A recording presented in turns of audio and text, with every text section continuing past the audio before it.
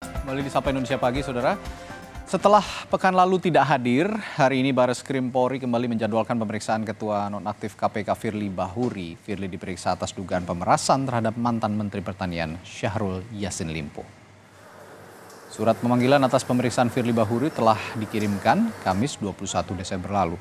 Sebelumnya Firly tidak memenuhi panggilan pemeriksaan Bareskrim Polri pekan lalu. Ketua nonaktif KPK itu kini berstatus sebagai tersangka atas kasus dugaan pemerasan terhadap Syahrul Yassin Limpo, mantan Menteri Pertanian.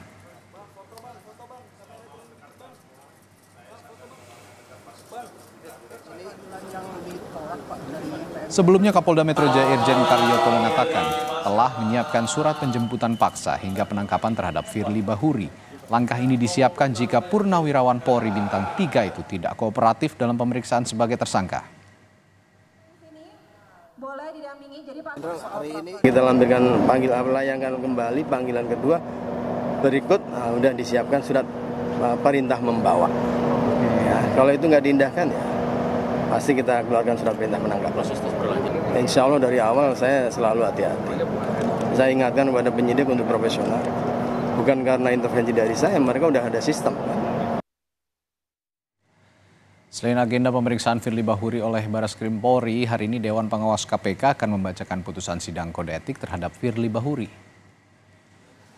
Menurut rencana pembacaan putusan sidang kode etik terhadap Firly Bahuri akan dilakukan pukul 11 hari ini secara terbuka. Namun kepastian kehadiran Firly dalam pembacaan putusan masih belum dapat dipastikan karena bersamaan dengan agenda pemeriksaan Firly oleh Bareskrim Polri.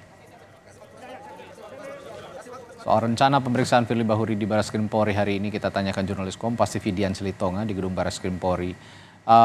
Dian, apakah Firly Bahuri saat ini sudah hadir di Bareskrim dan apa yang ingin didalami oleh penyidik kepada Firly kali ini? Informasinya Firly Bahuri sudah hadir di Bareskrim Mabes Polri, Radis. Itu yang disampaikan oleh kuasa hukum Firly, Yani Iskandar, yang beberapa waktu lalu kami wawancarai. Firly tiba di Bareskrim lebih awal dari jadwal pemeriksaan pukul 10 pagi dan sama seperti pemeriksaan sebelumnya. Kedatangan Firly tidak terlihat oleh kami wartawan yang sedari pagi sudah berjaga di pintu lobi tengah Bareskrim Mabes Polri. Nah, itu artinya memang saya jelaskan dulu bahwa lobi tengah Bareskrim Polri ini merupakan pintu masuk tamu yang hendak ke Bareskrim Polri. Jadi kemungkinan Firly ini masuk melalui akses pintu lain. Nah, hari ini jadwal pemeriksaan Firly sebagai tersangka, penyidik akan menggali keterangan Firly terkait dengan keseluruhan harta benda miliknya, termasuk juga milik istri, anak, dan keluarga. Penyidik ingin mengkonfirmasi karena dalam proses penyidikan ini penyidik menemukan bahwa ada aset atau harta benda lain milik Firly yang belum atau tidak dilaporkan di LHKPN dan kemudian juga hal itu belum dituangkan oleh Firly dalam berita acara pemeriksaan sebelumnya. Nah, tadi kuasa hukum Firly menyampaikan kepada wartawan bahwa hari ini Firly akan kooperatif, bersedia untuk menjelaskan atau memberikan keterangan tambahan yang diperlukan oleh penyidik. Tadi juga kuasa hukumnya Yani Iskandar membenarkan bahwa memang ada aset milik Firly Bahuri yang belum atau sampai dengan saat ini tidak dilaporkan ke LHKPN karena memang masih terkendala undang-undang. Apa aset yang dimaksud itu akan kita nantikan bersama nanti penjelasannya dan apakah sesuai atau sama dengan temuan penyidik kita nantikan bersama nanti perkembangannya seperti apa. Radi. Ya, Dian, yang jadi pertanyaan juga kenapa Firly hingga saat ini belum ditahan. Nah, kalau hari ini Firly menjalani pemeriksaan di Bareskrim, apakah ada kemungkinan untuk langsung ditahan oleh Bareskrim? Betul, Radi, potensi ditahan tentu ada, apalagi kalau tadinya Firly mangkir. Tapi faktanya sesuai dengan pernyataan kuasa hukum bahwa hari ini Firly hadir memenuhi pemeriksaan sebagai tersangka untuk ketiga kalinya. Tetapi sekali lagi potensi ditahan tetap ada, mengingat memang kalau kita melihat ancaman hukuman pidana terhadap Firly Bahuri sesuai dengan pasal yang disangkakan ini berlapis pasalnya, Radi. Kita tahu ada pasal gratifikasi, pasal pemerasan, dan juga pasal tindak pidana korupsi. Nah, ancaman hukumannya adalah pidana penjara seumur hidup di atas 5 tahun.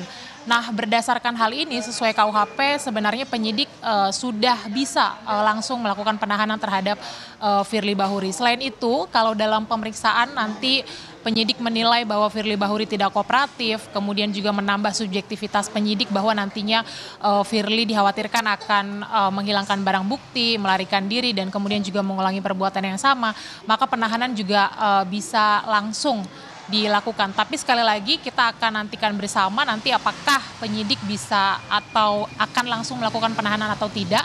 Karena informasi yang tadi kami terima juga dari kuasa hukum Firly bahwa setelah diperiksa di Barreskrim Mabes Polri nantinya Firly akan lanjut datang ke kantor Dewas KPK karena sesuai dengan informasi yang kita ketahui hari ini juga Dewas KPK akan membacakan hasil putusan sidang etik yang sudah dilakukan pada Jumat pekan lalu. Jadi kita pantau bersama proses hukumnya dan juga proses etik Firly yang akan berlangsung pada hari ini. Radi. Ya, ada proses hukumnya di Barreskrim Polri lalu juga etik di Dewan Pengawas KPK. Tampaknya ini hari yang sangat sibuk untuk Firly Bahuri.